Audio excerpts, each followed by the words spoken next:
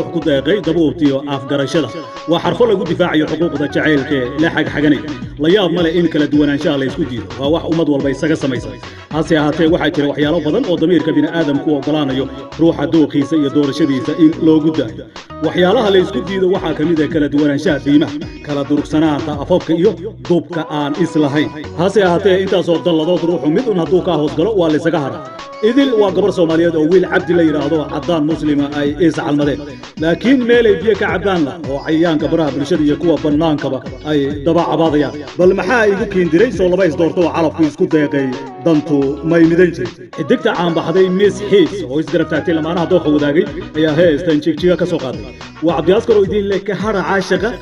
war isaga hara jacayl baydilayo dareen bay qasbayo dooqay wadaay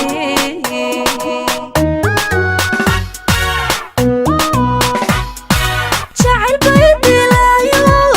dareen bay qasbayo dooqay wadaay